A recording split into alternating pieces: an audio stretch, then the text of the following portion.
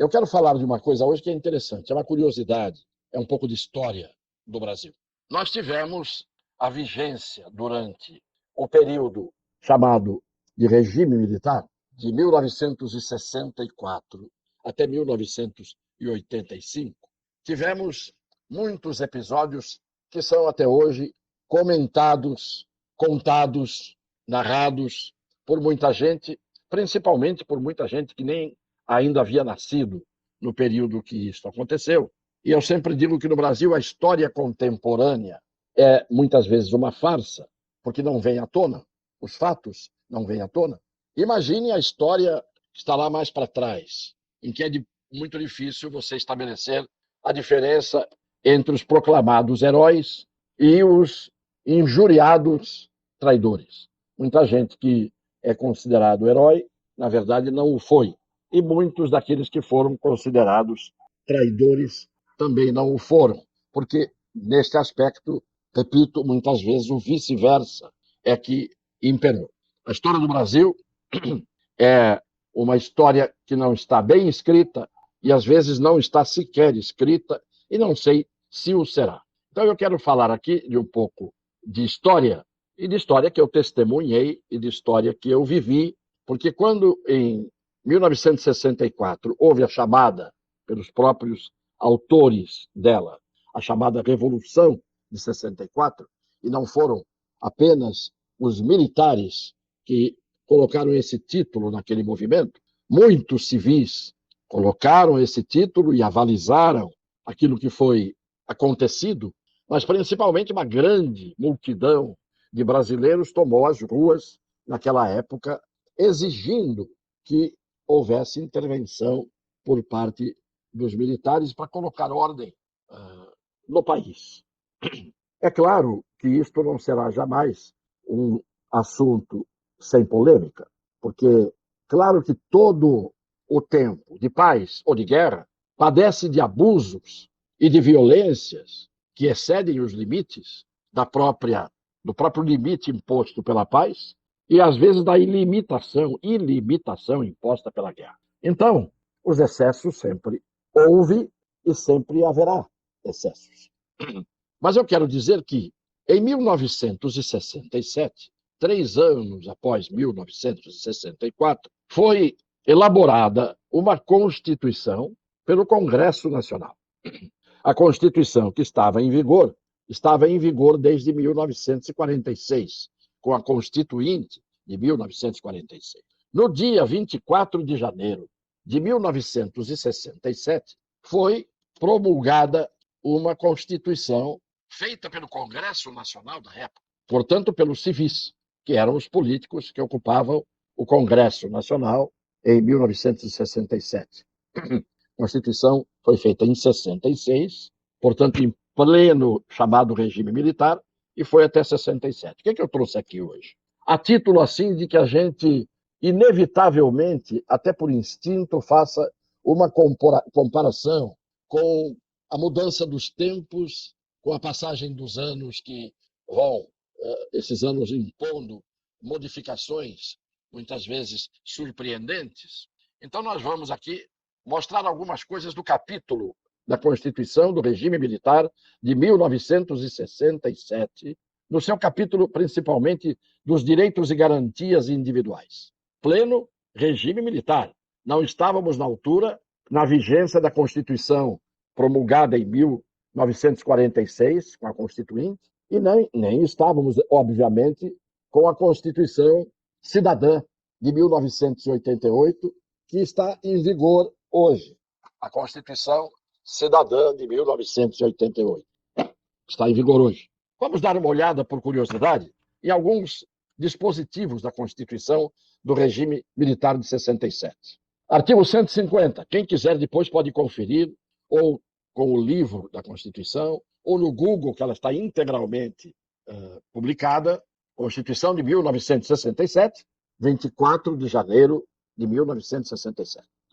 A Constituição assegura aos brasileiros e aos estrangeiros residentes no país a inviolabilidade dos direitos concernentes à vida, à liberdade, à segurança e à propriedade nos termos seguintes: E agora vem alguns parágrafos e incisos, etc, etc. Todos são iguais perante a lei, sem distinção de sexo, raça, trabalho, credo religioso e convicções políticas. O preconceito de raça será punido pela lei. Parágrafo 2º. Ninguém será obrigado a fazer ou deixar de fazer alguma coisa, senão em virtude de lei. É a Constituição democrática em vigor a partir de 88, vigente hoje no Brasil. Eu estou lendo a Constituição vigente no regime militar de 1967. A lei não prejudicará o direito adquirido, o ato jurídico perfeito e a coisa julgada. A lei não poderá excluir da apreciação do Poder Judiciário qualquer lesão de direito individual. É plena a liberdade de consciência e fica assegurado aos crentes o exercício dos cultos religiosos que não contrariem a ordem pública e os bons costumes. Parágrafo 6º. Vejam que interessante este parágrafo 6º da Constituição de 1967. Por motivo de crença religiosa ou de convicção filosófica ou política, convicção política, ninguém será privado de qualquer dos seus direitos, salvo se a invocar a crença, não é? Ou a convicção, para eximir-se de obrigação legal imposta a todos, em que a lei poderá determinar a perda dos direitos incompatíveis com a escusa de consciência. É livre a manifestação de pensamento, vejam agora que beleza, é livre a manifestação de pensamento, de convicção política ou filosófica, e a prestação de informação sem sujeição à censura, salvo quanto a espetáculos e diversões públicas, respondendo cada um nos termos da lei pelos abusos que cometer. É assegurado o direito de resposta. A publicação de livros, jornais e periódicos independe de licença da autoridade. Não será, porém, tolerada a propaganda de guerra, de subversão da ordem ou de preconceitos de raça ou de classe. Por enquanto, estamos vendo a Constituição, repito e vou continuar repetindo, nascida em 1967, em pleno regime militar. São invioláveis a correspondência e o sigilo das comunicações telegráficas e telefônicas. Naquele tempo não havia comunicações por redes sociais. Havia as de cartas, não é? Telegramas, e as telefônicas, consideradas invioláveis. A casa é o asilo inviolável do indivíduo. Ninguém pode penetrar nela à noite sem consentimento do morador, a não ser em caso de crime ou desastre. Nem durante o dia, fora dos casos e na forma em que a lei estabelecer. Ninguém será preso, repito, ninguém será preso, senão em flagrante delito ou por ordem escrita de autoridade competente. A lei disporá sobre a prestação de fiança, aquele pagamento que se faz para sair da prisão. A prisão ou detenção de qualquer pessoa será imediatamente comunicada ao juiz competente, que a relaxará se não for legal. E na época perguntava-se, e se o juiz decretar uma prisão ilegal? Vamos ver daqui a pouco qual era a solução. Nenhuma pena passará da pessoa do delinquente. A pena tem que ser sofrida por quem cometeu um crime e provadamente cometeu o crime, e aí será condenado. E submetido a uma pena justa, e não a uma pena que vai simplesmente sair da cabeça de qualquer juiz pelas contas que ele faz segundo os seus critérios. Não pode a família ser atingida pela pena. Impõe-se a todas as autoridades o respeito à integridade física e moral do detento ou do presidiário. Impõe-se a todas as autoridades o respeito à integridade física e moral do detento e do presidiário. A lei assegurará aos acusados, caramba, estou lendo com os meus olhos, a lei assegurará aos acusados ampla defesa, com os recursos a ela inerentes. Não haverá foro privilegiado, nem tribunais de exceção. Quem está chegando agora, e aqueles que estão podendo ver essa live, as restrições que estão sendo impostas, sob a vigência da Constituição de 88, Constituição Cidadã e Democrática, e não sob a vigência da Constituição que eu estou lendo, de 1967, vigente no regime militar? Eu estou lendo a Constituição de 67. A instrução criminal, isto é, o processo aos quais ou ao qual alguém responde como acusado, como réu, a lei assegurará aos acusados, já disse, ampla defesa. E a instrução criminal, artigo 150, parágrafo 16. Estou lendo aqui os parágrafos. A instrução criminal será contraditória. Isto é, não pode simplesmente o réu não ter o direito de opor a sua defesa contra a acusação que lhe é feita, quando ele conhece a acusação, quando ele sabe do que está sendo acusado, observada a lei anterior quanto ao crime, apenas salvo quando agravar a situação do réu. Parágrafo 20. Sou até bonito. Dar-se-á habeas corpus sempre que alguém sofrer ou se achar ameaçado de sofrer violência ou coação em sua liberdade de locomoção por ilegalidade ou abuso de poder. Habeas corpus, em 1967, na Constituição. Conceder-se-á mandado de segurança para proteger direito individual, líquido e certo, não amparado por habeas corpus, seja qual for a autoridade responsável pela ilegalidade ou abuso de poder. Todos podem reunir-se sem armas, todos podem reunir-se sem armas, não intervindo a autoridade, senão para manter a ordem. A lei poderá determinar os casos em que será necessária a comunicação prévia à autoridade, bem como a designação por esta do local da reunião. Liberdade de reunião, como está na Constituição Democrática Cidadã de hoje. Está lá na Constituição, como enfeite hoje. Isso aqui foi no regime militar, essa que eu estou lendo. É garantida a liberdade de associação. Nenhuma associação poderá ser dissolvida, senão em virtude de decisão judicial. É assegurado a qualquer pessoa o direito de representação e de petição aos poderes públicos, em defesa de direitos ou contra abusos de autoridade. Representar contra abusos de autoridade em defesa de direitos. Qualquer cidadão será parte legítima para a propor ação popular que vise a anular atos lesivos ao patrimônio de entidades públicas. A lei assegurará a expedição de certidões requeridas às repartições administrativas para a defesa de direitos e esclarecimento de situações. Bom, isto está na Constituição do Regime Militar de 1967. Aí veio o AI-5.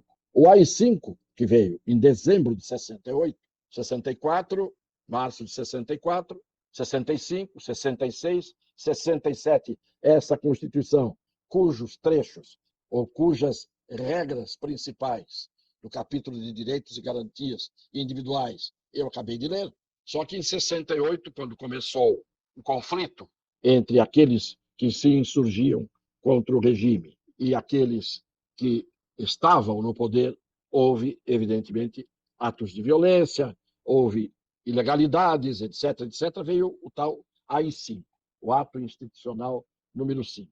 Porque, pelo menos, é o que eu sempre digo, os militares diziam as coisas abertamente. A ilegalidade era confessada, se fosse ilegal. O AI-5 foi redigido pelo jurista Gama e Silva, Luiz Antônio Gama e Silva, que foi reitor da Universidade de São Paulo, diretor da Faculdade de Direito de São Paulo, professor catedrático e, portanto, um homem do direito. E aí a gente fala, mas um homem do direito faz um AI-5? Os homens que escrevem livros e que são chamados juristas e do direito são muitas vezes os primeiros que rasgam o que escreveram e que desfazem as regras que eles defenderam quando eram professores e eram apenas considerados doutrinadores. Então, sou Gama e Silva, fui diretor da Faculdade da USP, lá em São Francisco, fui reitor da USP, a universidade inteira, concursado, jurista respeitado, com título, inclusive, honoris causa em universidades estrangeiras. Pois esse Gama e Silva, com a assinatura de todos os ministros da época, do Costa e Silva, inclusive Delfim Neto e outros, eles assinaram esse ato institucional, explicando por que faziam o ato institucional número 5, se a explicação era convincente ou não é outra história, Mas eles falam, considerando que isso assim, assim, considerando que o governo da República é responsável pela execução dos objetivos, né? Considerando que o poder revolucionário, tal, em suma, considerando isso, considerando aquilo, considerando que assim se torna imperiosa a adoção de medidas que impeçam, sejam frustrados os ideais superiores da revolução, é aquilo que está na cabeça daqueles que acham que estavam com a razão. Mas pelo menos eles dão os considerando. Eles explicam por que estão sendo arbitrários. Eles explicam por que estão rasgando a Constituição. Alguém dirá, o que interessa explicar? Não, claro que não se justifica. A explicação não justifica a ilegalidade. Agora, a falta de explicação consolida a ilegalidade, dá maus exemplos, arrasta muita gente para copiar as ilegalidades. E fica explícito um abuso de autoridade e abuso de poder por aqueles que muitas vezes acham que a lei, o direito, a razão, o bom senso habita exclusivamente as suas cabeças. Mas mesmo assim, por incrível que pareça, no AI-5, a suspensão dos direitos políticos com base neste ato importa simultaneamente em 1. Cessação de privilégio de foro. 2. Suspensão do direito de votar e ser votado. 3. Proibição de atividades ou manifestação sobre assunto de natureza política. E não havia rede social naquele tempo. A manifestação era no meio da rua, ou era por escrito, em artigos de jornal, assim por diante. Liberdade vigiada, é uma das restrições. Proibição de frequentar determinados lugares e domicílio determinado. Tinha que ter residência fixa e conhecida. Isto aqui foi a suspensão dos direitos políticos com base no AI-5. Há hoje coisas, ou depois disso houve coisas semelhantes, ou muito mais gravosas e duras, incidindo sobre determinadas pessoas que tinham posições políticas e expressavam a sua opinião garantida pela Constituição? Era só isso que se fazia? Ou se faz? As medidas de segurança de que trata o item 4 serão aplicadas pelo ministro da Justiça, proibida a apreciação de seu ato pelo Poder Judiciário. Então, o ministro da Justiça, que naquela altura, evidentemente, não era o seu Flávio Dino, que não sei se era nascido, o Judiciário não podia dar palpite. Se ele decretasse, ele, ministro da Justiça, na época, o senhor Gama e Silva, o Judiciário não podia opinar. Mas se na época as decisões viessem do Poder Judiciário, a quem se recorreria? A decisão do Ministério da Justiça não poderia ser apreciada pelo Judiciário. Mas se o Judiciário decidisse, na época, contra a lei, contra a Constituição, a quem se recorreria? Hoje, se isso acontecesse, por hipótese, não é? A quem se recorreria? Se viesse do Judiciário, o cerceamento de defesa, a Constituição de hoje garante, como a dos militares garantia. E naquele tempo eu posso dizer que havia garantia de direito de defesa que valia, porque eu cansei de defender preso político, no exercício pleno do direito de defesa. E não foram poucas vezes que entrei no doicode para libertar preso. Na altura, inclusive, o diretor era o senhor Romeu Tuma. São fatos vividos. Não é? Hoje, a situação está um pouco mais complicada. Havia um artigo no AI-5, artigo 8º, que dizia: o presidente da República, general, poderá, após investigação, decretar o confisco de bens de todos quantos tenham enriquecido ilicitamente no exercício de cargo ou função pública, inclusive de autarquias, empresas públicas, estatais e sociedades de economia mista, sem prejuízo das sanções penais cabíveis. Estava lá no AI-5 isso aqui. E depois vinha o que parece absurdo, né? Parágrafo único. Provada a legitimidade da aquisição dos bens, provando que não foi aquisição ilícita, far-se-á sua restituição. O bem apreendido lá pelo presidente da República, e quem parecia ter se enriquecido ilicitamente, mas isso nunca aconteceu no Brasil. Ocupante de cargo público, de estatal, de autarquias, de sociedades de economia mista, jamais houve enriquecimento ilícito, nem apropriação do dinheiro público. Então, esse artigo aqui ficou lá, boiando no ar, né? Como hoje também esses artigos não precisam existir, porque não há isso, não há essas desonestidades. Aí vem, fica suspensa a garantia do habeas corpus, nos casos de crimes políticos contra a segurança nacional, a ordem econômica e social e a economia popular. Mas havia o mandado de segurança. que podia, em muitos casos, valer com a força de um habeas corpus, porque sempre há um caminho no direito em que a gente pode escrever certo por linhas tortas. Mas eu trouxe essa curiosidade hoje para a reflexão de todos, que não tem que ficar apenas com o que eu disse aqui. Vão no Google, se ainda houver Google, vão lá, vão nos livros e vejam lá a Constituição de 1967 e leiam o inteiro conteúdo do ato institucional número 5 de dezembro de 1968. E se acharem que aquilo que se diz e muitos abusos foram cometidos, não estou falando de morte de pessoas, nem do desaparecimento de pessoas, que isto é absolutamente abominável em todos os aspectos. Eu estou falando de eventuais prisões, perdas de direitos, determinadas cassações, coisas que eram feitas sob um regime de exceção. Mas como nós estamos hoje numa democracia, e numa democracia plena, numa democracia garantida por esta Constituição Cidadã de 88, nós, evidentemente, não podemos fazer comparações, porque hoje não há ilegalidades, hoje não há abuso de autoridade, hoje não há cerceamento de defesa, hoje tudo está dentro da Constituição, das leis, cada um cumprindo o seu dever e, acima de tudo, o Tribunal Maior defendendo a Constituição e as leis. Portanto, hoje não há prisões, não há decisões injustas. Hoje, tudo está dentro da legalidade. Hoje, tudo corre dentro do devido processo legal. Hoje há o contraditório. Hoje, os advogados têm acesso aos processos e aos inquéritos para defender os seus constituintes réus ou indiciados. Hoje todo mundo sabe do que é acusado. E no final dessas ironias todas, eu me despeço, contribuindo, acredito eu, para que todos reflitam melhor sobre se o que está acontecendo agora pode, deve continuar ou está na hora de se dar um basta e se colocar, no mínimo, os direitos de todas as pessoas à luz da Constituição do regime militar de 67, que muitos já estariam livres do arbítrio e do abuso de poder. Um beijo no coração das pessoas de boa fé.